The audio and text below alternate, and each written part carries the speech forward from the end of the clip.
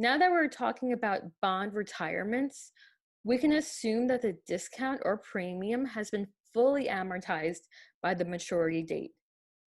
When you retire the bond at maturity, the company is paying back the par value to the bondholder. Remember, this is one of the disadvantages because bonds are like loans. The company will also remove the bond from their books. We begin this by removing the liability account called bonds payable off the books by debiting the account. When we issued the bonds, we did a credit, so now we are offsetting it by doing a debit. We no longer owe anyone money. The next step would be to pay out the cash. The amounts for both would be the same. It would be for the par value. Remember, as I just explained, there would be no discount or premium because it has been amortized. It's disappeared like depreciation. This entry looks pretty simple, right? That's because it is. However, if the bond was retired before maturity, then the discount or premium has not been fully amortized, and unfortunately will require a more complicated transaction, which we will learn now. The transaction is much more extensive when bonds are retired before maturity. This is one of the hardest concepts of the chapter. I have 4 steps for making these journal entries. The first step is to debit bonds payable for the par value of the bond. This is the same as retiring bonds at maturity.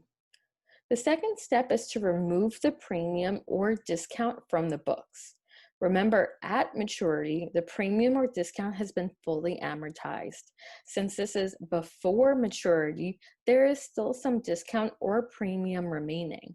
Since we are getting rid of the bond, we need to also get rid of the contra or adjunct accounts associated with it.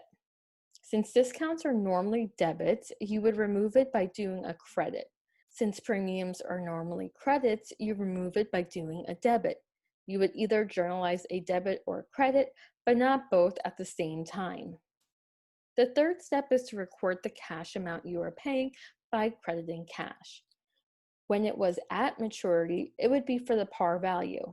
However, since it is before maturity, the company may be paying more or less than par to retire the bonds early.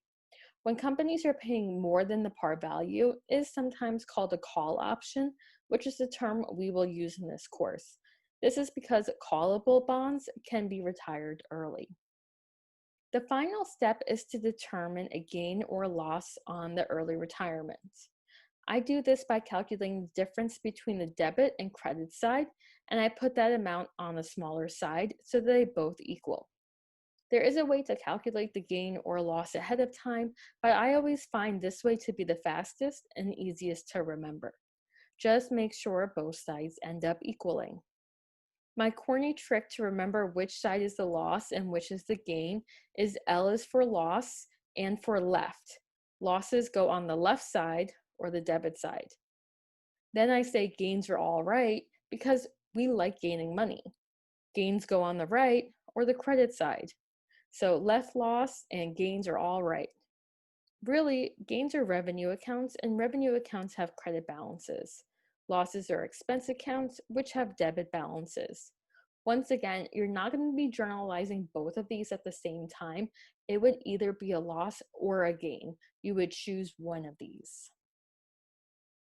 We have one more point to make on this topic: convertible bonds. Convertible bondholders have the right to convert their bonds to stock. If converted, the carrying value of bonds is transferred to the equity accounts and no gain or loss is recorded. It's similar to bond redemption at maturity, however, no cash is paid, shares of stock are issued instead. There's a simple 3-step process for this transaction. First, remove the bond from your books by doing a debit. It will always be for par value. This is the same first step as our last 2 examples. Next, we want to issue stock for the par value. Now, these amounts probably don't equal the par value of the bond and the par value of the stock. The difference will be a credit to paid in capital. Remember, we used this account a lot in chapter 13 because that was a stock chapter. This is the only stock transaction in our bond chapter, so it is the only time we use this account.